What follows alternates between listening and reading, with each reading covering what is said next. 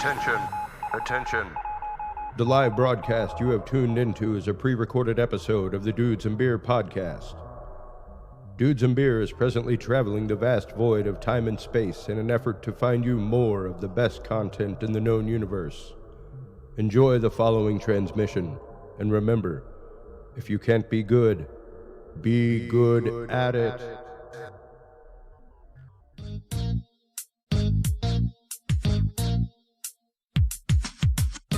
Grab your beverages and turn up your interweb. Solving the world's problems 12 ounces at a time. It's Dudes and Beer.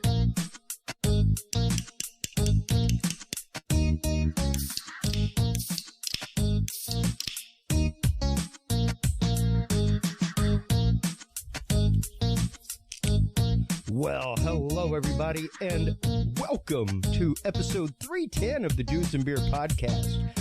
Now, well, if I'm not mistaken, well over 24 days of content. You could almost listen to Dudes and Beer for a month solid, if that's your jam. I hope it is. Chris Jordan, your host here, coming at you from Austin, Texas, as always. Well, at least always in 2020, that beautiful Rona time of year. Special shout out to St. Arnold's, my hometown Houston brewer. I am loving their Texas Winter IPA. Little hint of grapefruit in there. Not a sponsor, actually. I just love St. Arnold's. Don't forget to stop on by the Dudes and Beer podcast website, everybody. DudesandBeer.com is where you can go to get all of your latest stuff. That is where you can also go to download the very awesome and back at you Dudes and Beer app. The app is back, ladies and gentlemen. Right now we are working on the Xcode file for all you Orchard dwellers out there, but all you Android users, all you got to do is go to dudesandbeer.com/app. That will take you there. Click the groovy picture, and when you click it, you'll see this little download window come up on your mobile device. Click Save.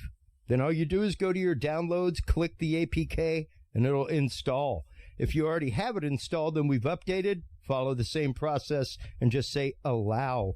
And you'll be all set. You get everything live in your pocket. You get all the alerts from guests, upcoming shows. There's a tip calculator there if you're out and about in the world. All kinds of great stuff. Dudesandbeer.com/app is the place to go for all of that goodness, folks. Our guest this evening, which I cannot wait for, Stephen Bishop. I know you were out there, my friend, my former co-host, my good buddy, compadre. This episode is for you, my man. How many times did we sit back and talk about deep underground military bases in the studio? How many times did we have that conversation? That's what we're having tonight with author Mary Joyce, the author of Deep Underground Military Bases in North Carolina. I cannot wait for that. One more shout out before we go to our commercial. Our good friend Wavy Dave, old bandmate of mine, sent me some great books for the studio, a whole lot of Joseph Campbell books, as well as my man Nikola Tesla. I am about halfway through this right now, and it is great. Tons of stuff there. Big thanks to you, Wavy Dave. I love the fact that you listen to the show. I love the fact that you were still out there drumming and doing your thing. When we come back from this message from our sponsor, Podcast Cadet, we will be talking to our guest, Mary Joyce, about deep underground military bases, black budget projects, all kinds of fun things, right after this.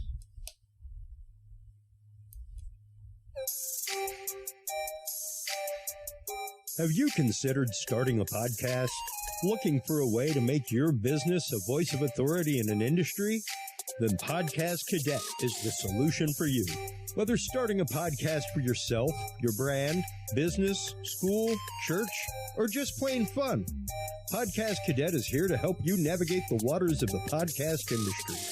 Specializing in one-on-one consultation and training with industry professionals in fields ranging from podcast technology and editing to distribution, monetization, and even social media strategies.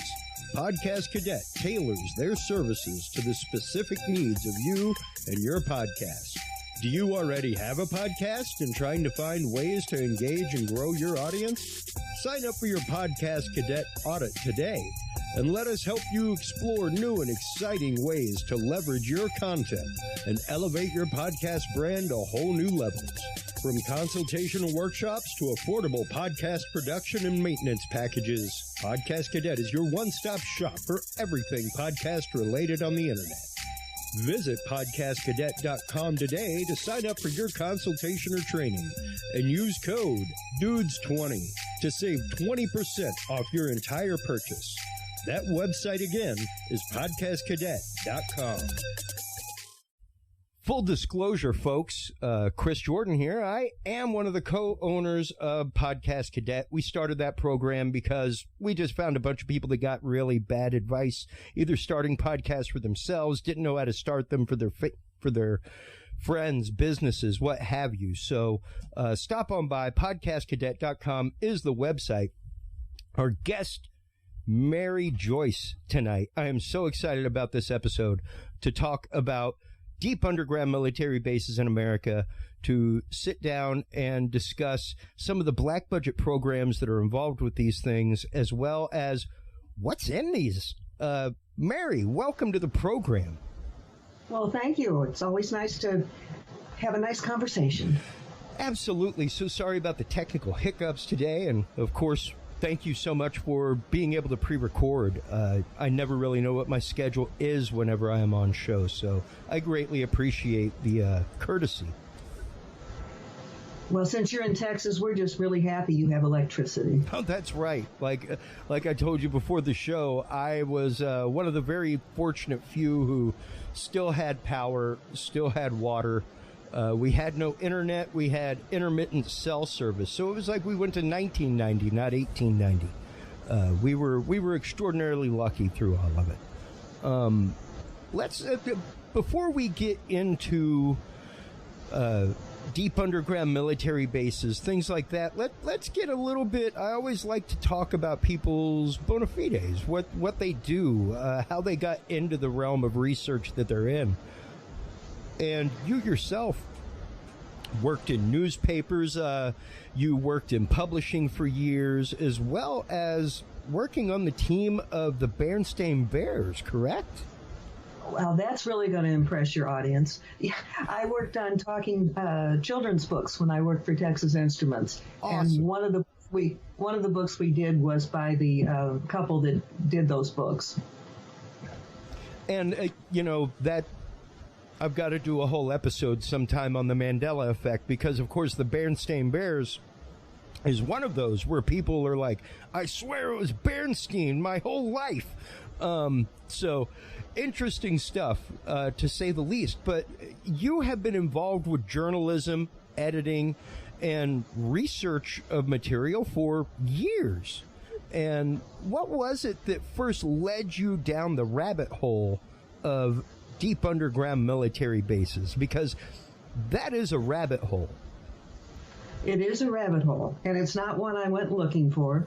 There was a man who came into where I worked, and I had known him for several years, and he lived in the Cherokee area where one of the facilities was being built at that time, and he started telling me about it. And he is one of these people who also has a military background. He was in it, I think, for maybe 10 years. And so he was a really good witness. I already knew him, so I trusted him. He had some of this information from the military that would make him, a good witness to all of this. And he is one of the first ones that really got me interested in it. The place where I worked, which I don't really want to advertise at this point, but it was a place where I got to meet quite a lot of people, and I got to get into conversations with many of them. And so a lot of the information stemmed from connections I personally had made. And these people just wanted to open up with me because they knew about my website. Wow. That's incredible to know that people started coming to you with their testimony on these things. And you mentioned your website. Would that be Skyshipsovercaches.com? Yes, and it confuses people. We started it because there's also a lot of UFO activity in this area. Yeah. And that was the name that we started with, but the website has really grown since then. And if I'd seen far enough into the future, it probably would have gotten a different name because we get into so many other things besides UFOs. We do Bigfoot and Cherokee Little People and, of course, the underground bases and just a whole lot of other stuff.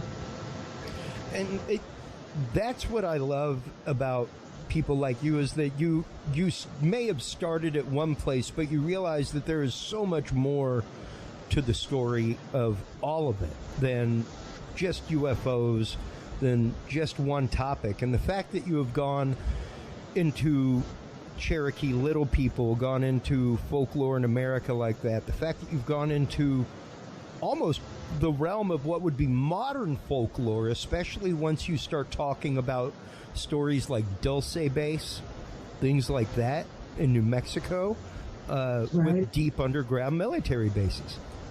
Well, one of the reasons I did the book is because anybody who's interested in this particular topic is going to know about many of the things that go on in the western part of the United States. People simply didn't know that there was so much activity here in the mountains of North Carolina. And I ended up writing about 5 of them that are here in western North Carolina. Wow. Well, let's go ahead and, I guess, start cracking this nut a little bit about what is going on in the foothills of North Carolina out there. Well, they're all military related. They're underground facilities.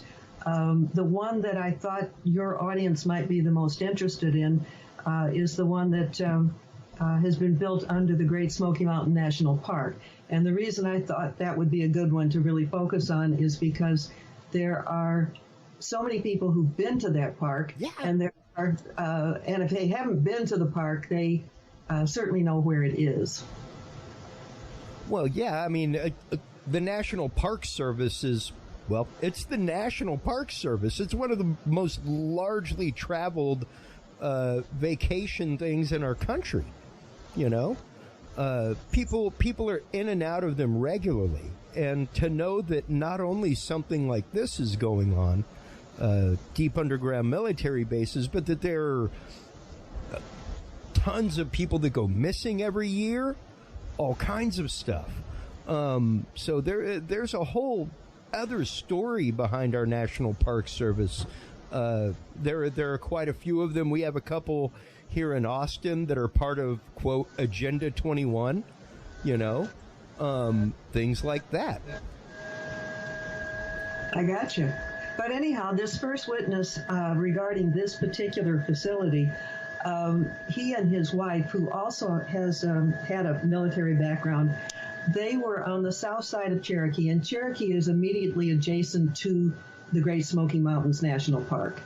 And they saw this very unusual truck with something on the back of it, which I wouldn't have identified, but he was able to because of his military background.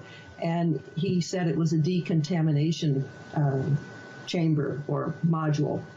And he went up and he's a really friendly, outgoing guy, and he went up and talked to the driver of the truck, and it was a woman, and she said she was waiting there for other vehicles, and they were going to go in a convoy to an undisclosed location. Well, eventually these other ones did show up. They were escorted by men with guns in SUVs, and he and his wife decided to follow this little convoy at a distance. And if people are familiar with the park, from the North Carolina side, they went past the visitor center to a place called Smokemont Campground. And the whole convoy turned in there. As soon as they turned in there, the gate was locked, and they couldn't follow them any further, and neither could anybody else. The more we learned when we found out where this location is, that is like the closest point to the actual entrance to the facility, which you cannot get to from any kind of a road. And military craft were being used during this whole building time. And our witness was able to get photos of big cargo planes flying out of the park, and the tailgate would still be open because it hadn't even had time to close up as it was taking off. He got photographs of Osprey planes, which are like workhorses, and he saw them with big, I would guess, containers that would be like a railroad car that would be dropped off by these Osprey. And so there was all sorts of evidence of construction going on. So that's how it really began to make itself known. But you can't see it. You cannot see the entrance. It's only accessible indirectly. It's beneath a ridge, and if people find it on the map, it's called Hind-Toogie Ridge. I assume that's an old Indian name. It's just a gravel road. If anybody wants to find the location, you can type in Mile High Campground. It's just beyond the campground. And that road is above where this facility would be. It's just really, really well hidden. But we kept getting information in so many different ways. For example, there were two men at the fishery, and the fishery is in Cherokee. Again, it's adjacent to the park. And they noticed that the water flowing from the river down into the hatchery was really getting a very slow flow. Excuse me. And so they followed the creek up to its origin, thinking there maybe was a beaver dam or something that was clogging it up. When they got to the very top of it, the old reservoir that was up there was normally full of water. It was totally dry, and where this reservoir had been, there was a 50,000-gallon tank buried into that place. The top part of it was still showing. Pipes were going from that down into the ground. So this underground facility had tapped that as a water source, and wow. You know, these men saw it. They lost their jobs quite after that because I guess they didn't want anybody talking about that.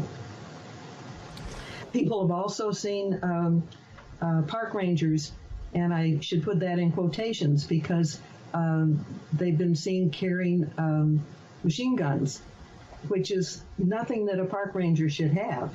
So there's a lot of peculiar things that were going on. They even turn that area of the park into a no-fly zone. And the reason they gave was that the noise of the planes would disturb the elk. And a number of years ago, they relocated elk into the park to regenerate it. If the elk used to live here and they, you know, were killed off. But this is so bogus because there's a road that goes through the park. It's the main road from North Carolina to Tennessee. And at the visitor center, there are always elk there, and sometimes in significant numbers. The traffic's going by there all the time. The tourists stop and take pictures. So the elk are not scared away by the noise. And so it was just a bogus excuse for stopping people from flying over. Well, yeah, I mean, especially whenever you're talking about declaring something a no-fly zone, that's definitely, what are you doing there that doesn't need flying? Like you're saying, elk in a national park, they're pretty used to a little bit of noise, you know? There's people driving by, taking pictures. There's roads that go through the national park, all kinds of things. And this is off the main road, so it's constant traffic. So the idea that it would scare the elk is just ridiculous. Yeah. Well, and especially whenever you're talking about things like Osprey and C-130s, stuff like that. That's really much more a logical reason for a no-fly zone. Gotcha. Like if you've got military aircraft taking off and everything else, normally you want that flight pattern for only the military aircraft. So that's exactly what happened. Yeah. And even to see the picture, like you said, of the C-130 that your eyewitness sent you, where it's flying with the gate open, like And unless you're actively dropping payload, be that personnel with parachutes or Right. equipment with parachutes, or ordnance with parachutes, you don't really fly with the tail bay open. That's not really what you typically do. And that plane was flying really low, so it was coming out of the park. And Well, it had- yeah, I mean, even to it had capture it with the been detail flashed. that they captured it, it would have to be pretty low unless they had an extreme sports lens and, very steady hands. Well, I think it's a pretty good picture considering they weren't expecting it. Yeah, no, exactly. That's what I'm saying. It's not your average Bigfoot photo, where it's like, wow, that's really blurry. Right. They had an opportunity to get a really good, clear look at this thing. Right. And For, it's also pictures for a of hot he got second. two pictures of Osprey at from two different locations. Yeah. One from directly from Hind-Toogie Road, which is the road that would be, from what we can gather, directly above where the entrance to this place has to be. None of us have been able to see what the actual entrance looks like. Wow. They also closed that Hind-Toogie Road. They also closed that off for about a year. They said, something about the weather had washed it out. Now, mind you, this is at the same time when the reservoir had gone dry, so that was bogus too. And they did eventually regrade the road, but it wasn't because it was damaged from any kind of weather phenomena. It was because at some point they were using heavy trucks to take stuff in there. And now, once you started finding out about these, Mary, how long before you just became immersed in this topic? Because you, at least from what I've read of the first book, it really goes into some great detail about this stuff. How long before you really started fully immersing yourself in this singular topic? At this point, I wouldn't have done a book just on one facility. It's when I began to realize I was getting information about multiple facilities. That's when I began to, conceive of the idea of putting it together as a book. But I didn't start out to do that. Wow. Yeah, I mean, it was, like you said, just people coming to you with stories that you'd heard about, or that they were telling you, rather. And actually, this is not the first one that I learned about. I wanted to talk and make sure that we covered this topic because of its location. But the very first one I learned about is now called the Pisgah Astronomical Research Institute. It has, before that, been a part of the Department of Defense. Back in the Cold War days, it was a monitoring station for satellites and just part of the Defense Department. Then the facility is beneath that. It's like 6 stories deep. It's city size. It's totally self-sufficient. That's probably the oldest one of the ones that I know about. And there's a lot that's been going on there, too. Sometimes you can go into that place when they have it open to the public. You can go right in. It's supposedly an educational astronomical facility now, but you can't always. And there have been times people have seen a guard at the gate dressed in SWAT outfits. Wow. So that's not normal. And it just isn't. There's been UFOs that have been seen flying around that particular facility. You can't rule out the possibility of a connection with some of the UFOs and the military. Sure. You quite often see the two together. But that was started by a couple that used to come into where I worked. They knew I did the website, and they were kind of shy. They would come in and start talking to me about UFOs that they'd seen from here and there, blah, blah, blah. And eventually, they wanted me to come to their camper trailer in the park, national park. They wanted to talk to me. about supposedly UFOs. Well, when I got there, that isn't what they wanted to talk to me about. The woman had been raised as a child in I'm going to say like a military fortress. Her father was involved with high security work that nobody could talk about. The whole little community was really intimidated into not ever talking about what went on there. And she wanted to let me know that she had concern about this facility at the Pisgah Astronomical Research Institute, that they had the ability to wipe out memory there. They had the ability to do different things, and she was very concerned. Well, all I could do was to listen and kind of take in her story. I would not have run a story just on what she said. Again, I was in a nice location where I met these wonderful people. Another man, he came and he was involved, and may still be, with training people for high security type positions, and he will go to Washington, D.C. To train people. So he's in some of this stuff pretty deep. And he wanted me to know that what the woman had said was true. And he wrote me a letter. He deliberately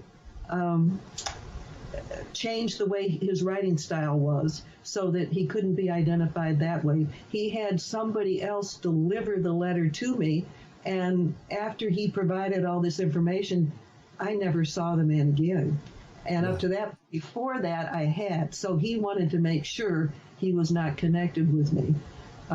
But he confirmed the First Lady's story. So I just kept digging into information after that. And that is amazing. I'm gonna read here for our listeners who can't see the video feed. This is directly off the Perry.edu website. This is the Perry Institute website. Perry provides the tools and space for students and scientists to become inspired and pursue a future in the space and STEM sciences. We welcome all researchers to explore their new ideas by providing support and access to our NASA-grade facility, instruments, and data on-site and remotely. And like you said, if that facility existed before Perry existed... That's correct. And Perry took it over. I mean, there are very few people who would be building a NASA-grade facility. I hear you. That's not a far leap of logic for me. And as you can see, I got a little bit of technology, you know. Even my home studio is pretty tech savvy. But to build a NASA-grade facility is truly next level. And takes a lot of money. And to know, like you said, that there were armed guards outside, things like that, absolutely. But not always. Sometimes you can just drive there and it's not a big deal. Well, but there are times when you cannot. Oh, absolutely, because I guarantee you that whether it's black budget contractors, what have you, they're busy using the facility to probably confirm data that they've gotten elsewhere, something like that, outside of a military system. Gotcha. Like that. That's what I would do if I had access to a private lab, instead of taking the information that we've found and putting it through a military system. Let's confirm it over here first. So, and not to say, like I said, that isn't black budget military or military contractors, something along those lines, you know, because there are many of those out there, be it Bigelow Aerospace, all kinds of stuff. So, well, I don't want to make it sound like it's always easy to get the stories, because it's not. One man that I talked to, he told me that his son worked at that facility. And tried my best to get an interview with the guy, but he absolutely would not talk. Wow. So the people that are still doing things, they just have to keep their mouths shut. Yeah, and it's rough, because sometimes you take those jobs because, yeah, you truly do have the best of intentions. You truly do have the best concepts at heart. And it just ends up that things get kind of fakakta in the process, or the process that you became a part of, little did you know, was fakakta to begin with. So, and a prime example of that is our previous guest that we've had on this show, Dr. Robert Duncan, who was one of the people who helped the CIA create, like, mind control technology and algorithms and things like that were predictive algorithms for people's behavior, all kinds of things. When he found out what his technology was being used for, he left. Upset. Oh, that's pretty upset then. And he turned whistleblower at that point. Well, information also can come in some very unexpected ways. Another man contacted me, and I don't know if I can remember all the letters, but this man worked for the Department of Social Services in a town closest to this facility, which is Rosman, North Carolina. And I don't think he works there anymore, so I think I'm pretty safe in talking. But he said that there were cases of satanic ritual behavior being around this area where this facility is. I don't know how far I can go with that, for the simple reason that another man, when he was a young man, worked at a nearby Christmas tree farm. And the people that worked on this farm had seen animals being taken in crates into this facility. Well, what in the world were they doing with these animals? Yeah. You begin to put all these pieces together. You go, oh my God, what is going on there? I've heard more of the bizarre kind of stories coming from the Pisgah facility than the other 4 facilities that I've learned about.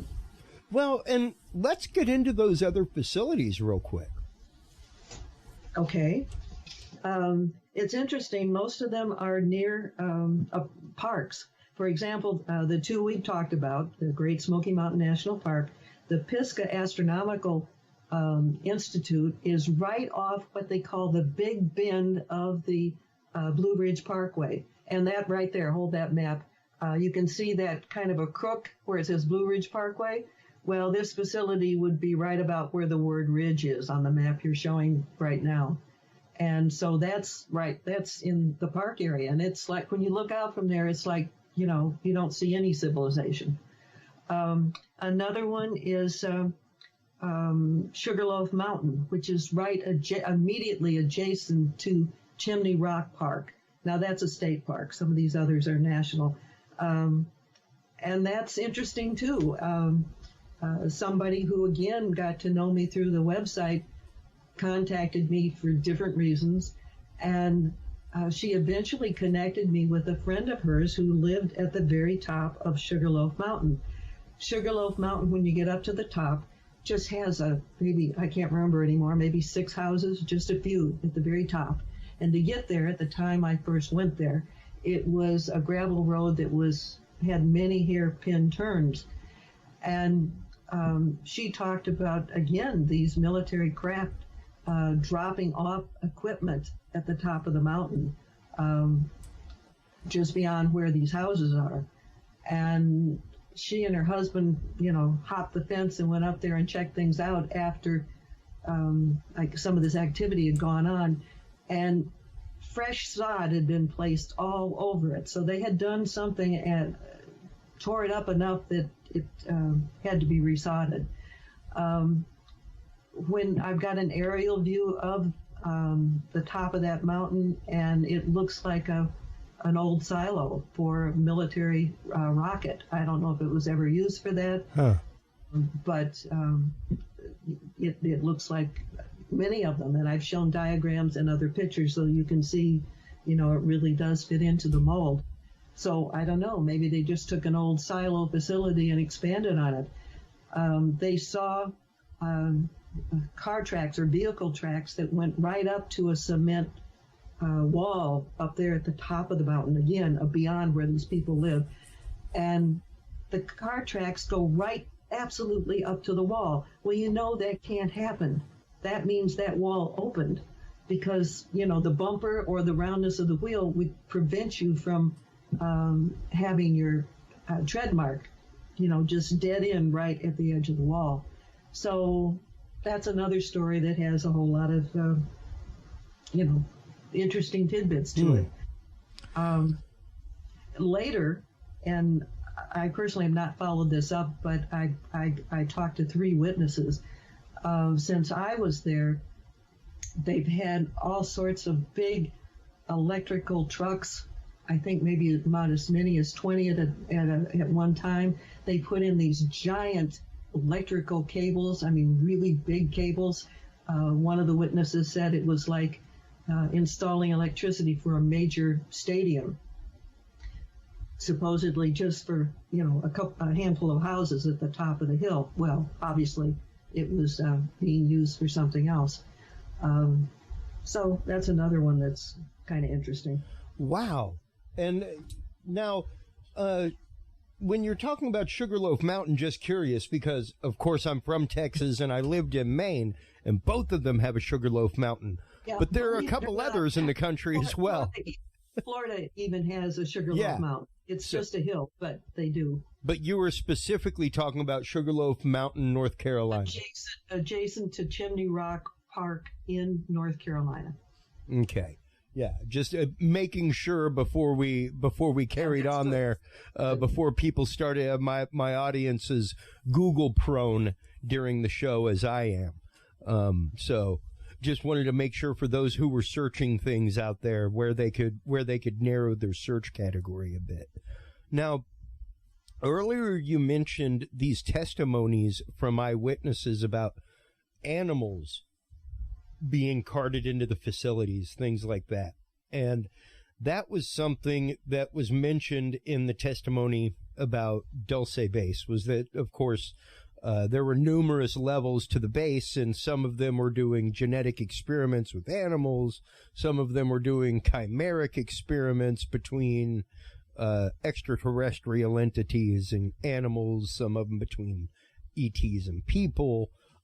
So what did these people mention anything regarding the animals? Did they ever say that they saw anything going on afterward or any kind of aftermath? Well, the observers from a Christmas tree farm aren't going to get in the facility. So just the fact that they saw crates with animals in them being taken into that facility, you know, is about as much as they could tell us. Yeah. And I've never been able to confirm that from an insider. Yeah, and I mean, some of that stuff is tough to confirm on that end. But even still, the story of it is fascinating and really is one of those noodle scratchers that's like, why would that be happening? If they, and you know, you could make the argument of like, well, you know, everybody needs to eat. Typically, they just cart in beef, man. They ain't carting in the animal, you know? Right. They're just carting in the meat. Right. So another point I think I need to make before I forget it is that I'm pretty convinced that these facilities are connected by underground tunnels. And I know I sent you a picture. It's a picture anybody can probably find on the internet of one of these giant underground boring machines, and they can do, depending on the type of material they're going through, they can go through, as like 7 miles in a day, carving something big enough for some kind of a transportation system to be built. I've gotten the witnesses who have experienced underground vibrations and noise for a period of time beneath their homes in the mountains, and then it stops. And for example, I've talked to people who are, if you connect the Smoky Mountain National Park with the Pisgah and make a straight line along the ridge there, some of those people lived along that ridge, which made me think that indeed a tunnel might have been built between those two facilities. I also was able to talk with 2 people who had been in the Air Force, and they were doing their own research. I have not kept contact with them. I have no idea where they are now, but they were investigating this area for a while, and in their opinion, there is definitely an underground tunnel system, communication tunnel, between this area and going up to the D.C. area. Or, along the Appalachian Ridge, I should say. Yeah, and I mean, I've got an article up right now from WBTV Channel 3 there in North Carolina from Rowan County talking about residents curious about a strange noise heard in parts of the county for up to 5 minutes at a length. And these reports came out from across the country. I was an avid coast-to-coast listener when Art Bell was a host. And it was regular that you would hear the reports of this. Yeah, and it makes me wonder, are they all hearing the same kind of sound? Yeah. And I don't know. Well, yeah, absolutely. Well, these people are describing grinding sounds and vibrations and mechanical sounds. I don't think that all those vibrations and sounds that people heard that were reported on Coast to Coast were that kind of sound. I think it was more a high frequency sound, maybe. Well, and granted, even if one of those big groovy diggers started going through dirt or clay instead of rock, it would make a totally different sound. That's true, also. So, I don't know. I don't know if we'll ever get final answers on everything, but we're learning more and more. And I've made a real effort on our website to get people to become Google Earth researchers or searchers. And it's astounding what I've discovered just with Google Earth, on Mars, in Antarctica, under the ocean. But I got a call from somebody who lives near the Pisgah facility that we were just talking about, and he let me know that there were new vibrational sounds and some kind of digging or something was going on at Pisgah. Oh, wow. And I started using Google to kind of go over it, and I found a large hole, mostly covered up by two tarps, but you could see down beneath it. There was big earth-moving equipment there. Dirt was being taken out of the ground and being spread out over the hill. So obviously there was some more digging going on or expansion going on. And I was able to get confirmation of that with Google Earth. Wow. Yeah, and I mean, Google Earth has become such an incredible tool in so many different fields of paranormal study and research, whether it comes down to ley lines, alignments of monuments, even finding temples and civilizations that were never found before. Right. It's really exciting. It's like you can be an archaeologist from your own office with a computer. And I did a whole series. I found 4 different ancient underground facilities, not the kind we're talking about, but ancient civilization evidence along the whole coast of California. Other than one of those, I'd never heard of any of the others before.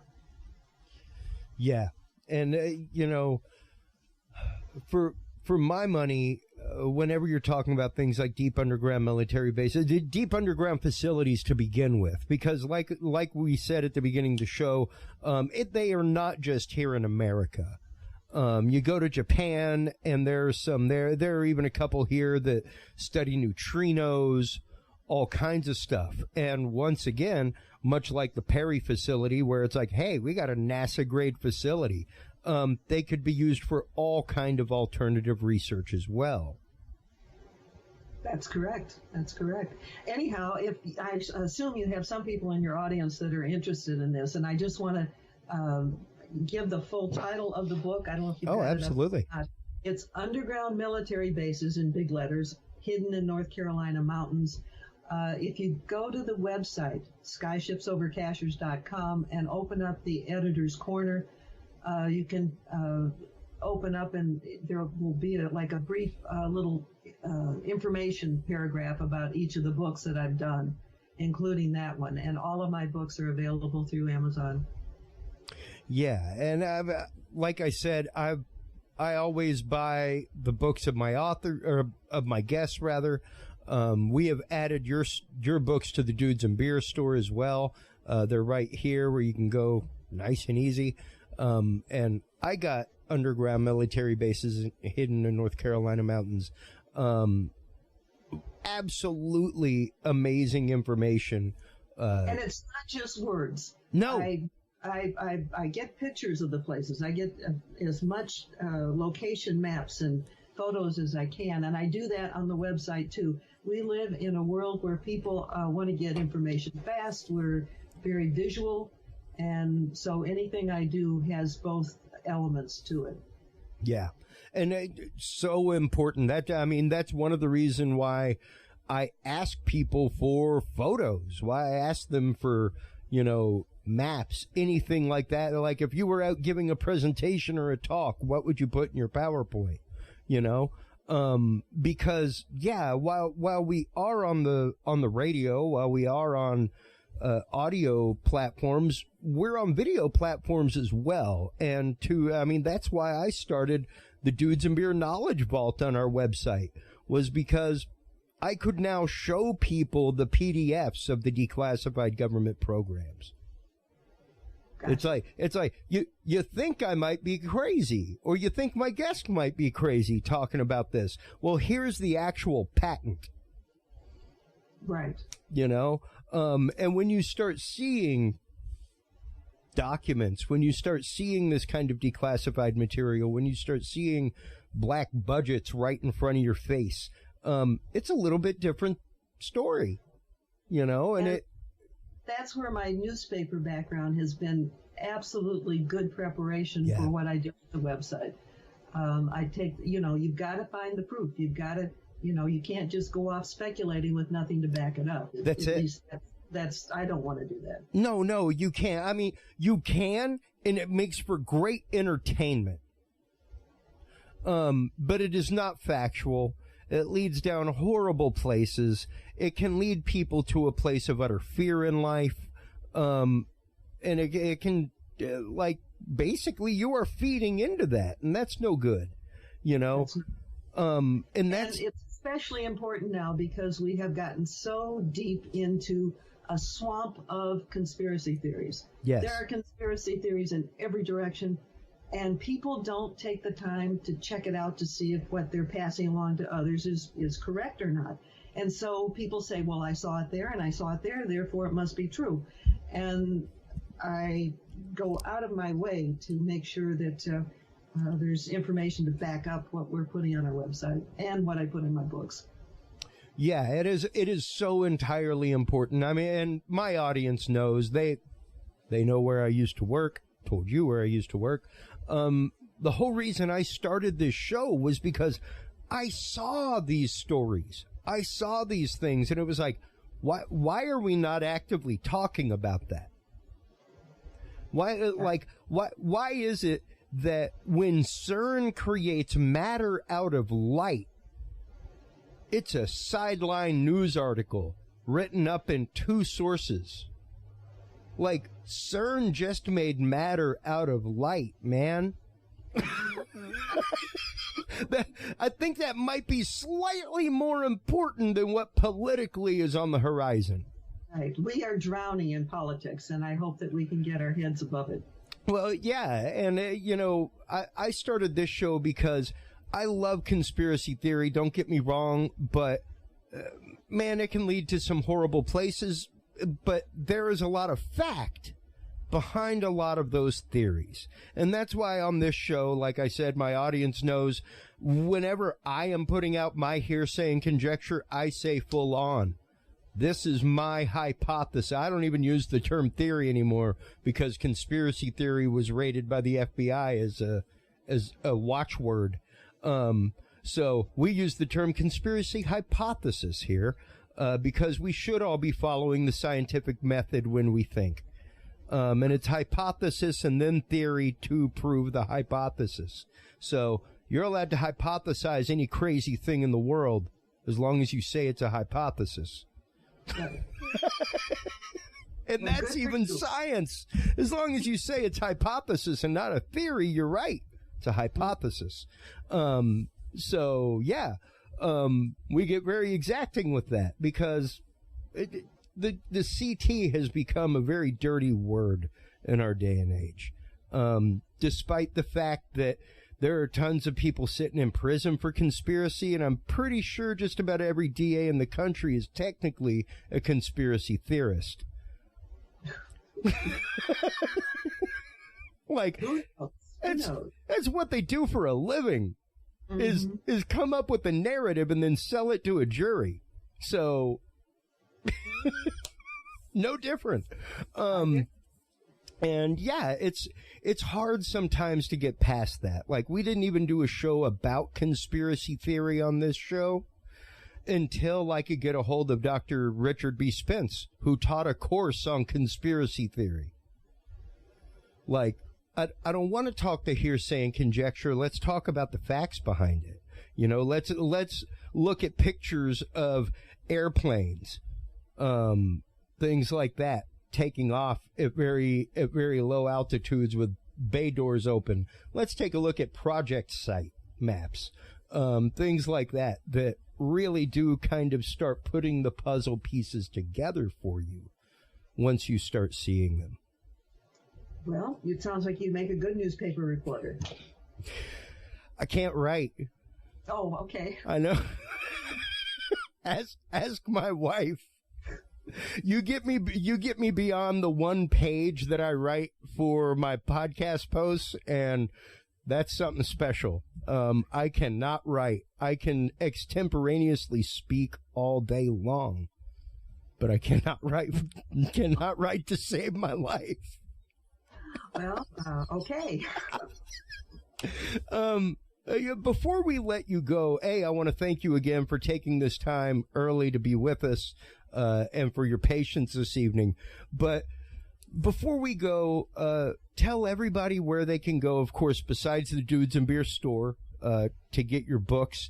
Tell them where they can go to follow you. Tell them where they can go to subscribe to channels. Give everybody the whole spiel. It is shameless self-promotion time. The website that I edit and do most of the research on is called skyshipsovercashers.com, and you just put it on the screen. That's good. If you just can type in Skyships Over, it'll probably pop up. Cashiers is the name of a town here in North Carolina, but it's spelled like a cashier at the grocery store. Under Editor's Corner, which is on the home page, when you open that, you can click on something about information about my books. So when you click on that, you get like a little description of each of the 4 books that I have currently in print. They're all available through Amazon. Yes, absolutely. And once again, fantastic material, very well researched, very well written, and just presented in such a fantastic way. Not like a heavy, thick research kind of way. Oh, so. I can't stand reading things that are nothing but gray matter or just, solid gray type. Yeah. And written in an academic format. I just want to cringe. And I don't think anybody else really enjoys reading things like that either. Yeah. I mean, don't get me wrong. I'm a technician for a living. I live for an instruction manual. Like, give me an instruction manual. I will read it all day long. But you have reason to want to read it. But when it comes to material like this, you could get Joseph Campbell with it, folks, and get deep and crazy philosophical. But it really is coming at it from the point of view and the language of the common man and being able to show the trail, being able to really put the puzzle pieces together without it being complicated. And you do a great and fantastic job with that, Mary. I appreciate your kind words. Thank you. Absolutely. Please do hold the line while we close things out here real quick. While you are online checking out everything over at skyshipsovercachers.com, make sure to stop on by the Dudes and Beer podcast website, folks. Dudesandbeer.com is the website. That is where you can go to get the remade app. That's where you can go to download all the episodes. That's where you can go and even call us. You can even call and leave questions for our guests. Right there, 512-677-4155. Until next time, everybody, take care of yourselves, take care of each other. Remember, if you can't be good at it. We'll talk to you soon. Bye-bye. Thanks for listening to this episode of the Dudes and Beer podcast. To listen to our audio streams or chat with us live, download the official Dudes and Beer app for Android and iDevices, available on Google Play and iTunes markets. For more episodes, content, and information, visit us online at dudesandbeer.com. You can also find our episodes on Breach.tv, iHeartRadio, Spreaker, SoundCloud, iTunes, YouTube, Stitcher, or your favorite podcast service. Dudes and Beer is a proud member of the HC Universal Network family of podcasts. For more about our sponsors and other podcasts on this network, visit hcuniversalnetwork.com. Thanks for listening, everybody, and until next time, drink responsibly.